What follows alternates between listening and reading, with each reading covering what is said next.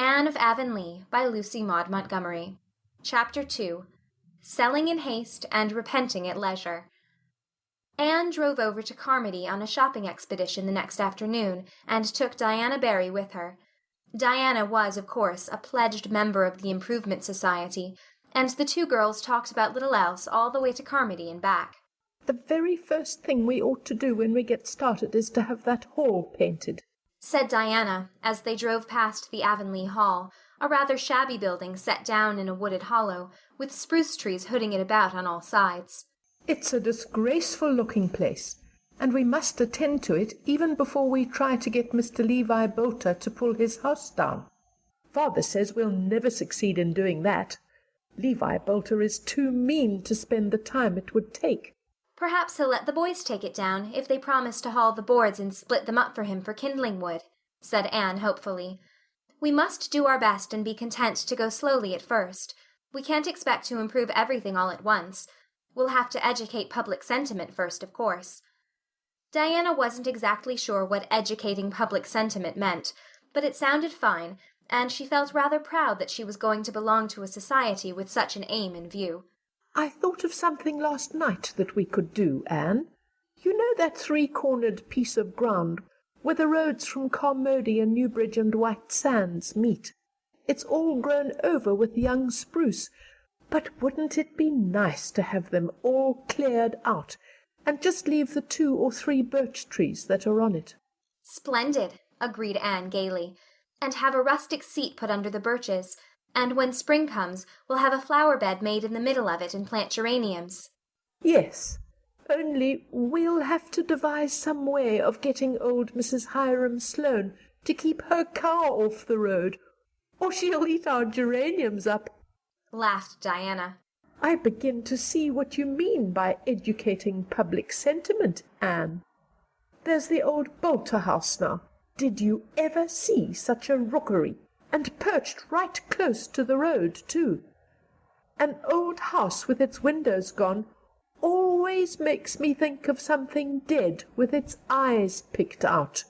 "I think an old, deserted house is such a sad sight," said Anne dreamily. "It always seems to me to be thinking about its past and mourning for its old-time joys. Marilla says that a large family was raised in that old house long ago, and that it was a real pretty place, with a lovely garden and roses climbing all over it.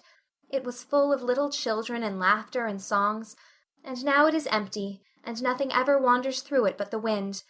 How lonely and sorrowful it must feel.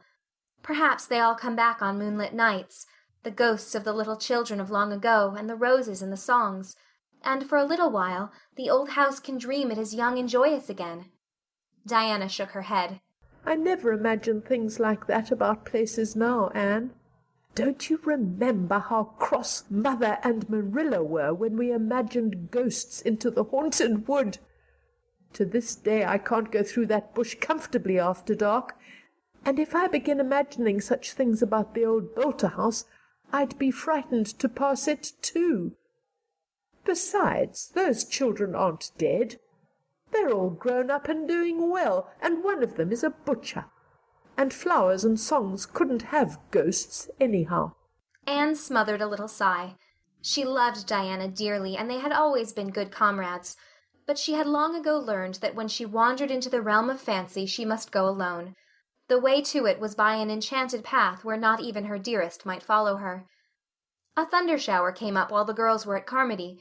It did not last long, however, and the drive home, through lanes where the raindrops sparkled on the boughs, and little leafy valleys where the drenched ferns gave out spicy odors, was delightful.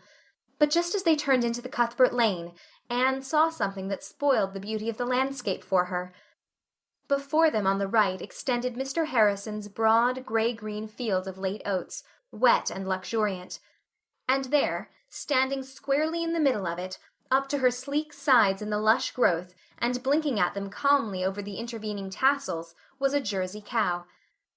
Anne dropped the reins and stood up with a tightening of the lips that boded no good to the predatory quadruped.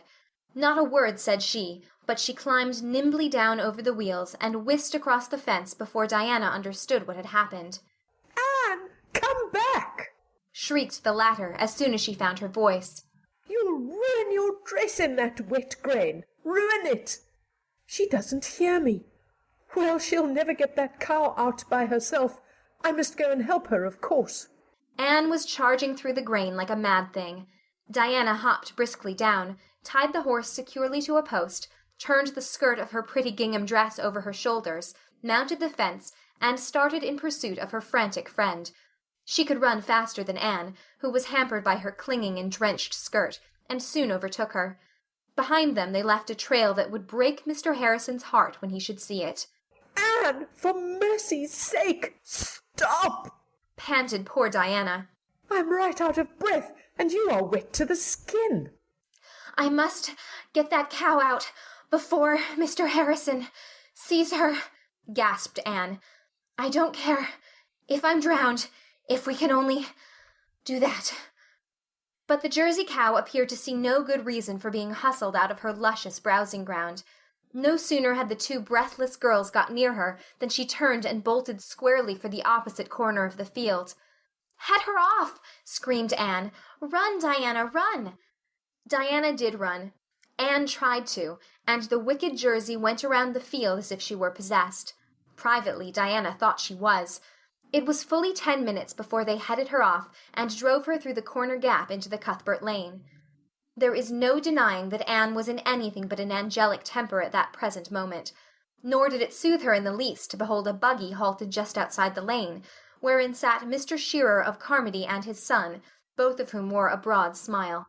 "I guess you'd better have sold me that cow when I wanted to buy her last week, Anne," chuckled Mr. Shearer. "I'll sell her to you now if you want her," said her flushed and dishevelled owner. "You may have her this very minute." "Done. I'll give you 20 for her, as I offered before, and Jim here can drive her right over to Carmody. She'll go to town with the rest of the shipment this evening. Mr. Reed of Brighton wants a Jersey cow." 5 minutes later, Jim Shearer and the Jersey cow were marching up the road, and impulsive Anne was driving along the Green Gables lane with her $20. "What will Marilla say?" asked Diana. "Oh, she won't care. Dolly was my own cow, and it isn't likely she'd bring more than $20 at the auction. But oh dear, if Mr. Harrison sees that grain he will know she has been in again, and after my giving him my word of honor that I'd never let it happen. Well, it has taught me a lesson not to give my word of honor about cows. A cow that could jump over or break through our milk pen fence couldn't be trusted anywhere." Marilla had gone down to Mrs. Lynde's, and when she returned knew all about Dolly's sale and transfer, for Mrs. Lynde had seen most of the transaction from her window and guessed the rest. "I suppose it's just as well she's gone, though you do things in a dreadful headlong fashion, Anne. I don't see how she got out of the pen, though. She must have broken some of the boards off." "I didn't think of looking," said Anne, "but I'll go and see now. Martin has never come back yet. Perhaps some more of his aunts have died. I think it's something like Mr. Peter Sloane and the octogenarians. The other evening Mrs. Sloane was reading a newspaper, and she said to Mr. Sloane, 'I see here that another octogenarian has just died. What is an octogenarian, Peter?' And Mr. Sloane said he didn't know, but they must be very sickly creatures, for you never heard tell of them but they were dying. That's the way with Martin's aunts." "Martin's just like all the rest of those French," said Marilla in disgust. "You can't depend on them for a day." Marilla was looking over Anne's Carmody purchases when she heard a shrill shriek in the barnyard. A minute later Anne dashed into the kitchen, wringing her hands. "Anne Shirley, what's the matter now?" "Oh, Marilla, whatever shall I do? This is terrible, and it's all my fault. Oh, will I ever learn to stop and reflect a little before doing reckless things? Mrs. Lynde always told me I would do something dreadful some day, and now I've done it." "Anne, you are the most exasperating girl. What is it you've done?" "Sold Mr. Harrison's Jersey cow, the one he bought from Mr. Bell, to Mr. Shearer. Dolly is out in the milking pen this very minute." "Anne Shirley, are you dreaming?" "I only wish I were. There's no dream about it, though it's very like a nightmare. And Mr. Harrison's cow is in Charlottetown by this time. Oh, Marilla, I thought I'd finished getting into scrapes, and here I am in the very worst one I ever was in my life. What can I do?" "Do? There's nothing to do, child, except go and see Mr. Harrison about it. We can offer him our Jersey in exchange if he doesn't want to take the money. She is just as good as his." "I'm sure he'll be awfully cross and disagreeable about it, though," moaned Anne. "I dare say he will. He seems to be an irritable sort of a man. I'll go and explain to him if you like." "No, indeed, I'm not as mean as that," exclaimed Anne. "This is all my fault, and I'm certainly not going to let you take my punishment. I'll go myself, and I'll go at once. The sooner it's over the better, for it will be terribly humiliating." Poor Anne got her hat and her $20 and was passing out, when she happened to glance through the open pantry door. On the table reposed a nut cake which she had baked that morning, a particularly toothsome concoction, iced with pink icing and adorned with walnuts. Anne had intended it for Friday evening, when the youth of Avonlea were to meet at Green Gables to organize the Improvement Society. But what were they compared to the justly offended Mr. Harrison? Anne thought that cake ought to soften the heart of any man, especially one who had to do his own cooking, and she promptly popped it into a box. She would take it to Mr. Harrison as a peace offering. "That is, if he gives me a chance to say anything at all," she thought ruefully, as she climbed the lane fence and started on a short cut across the fields, golden in the light of the dreamy August evening. "I know now just how people feel who are being led to execution." End of chapter 2.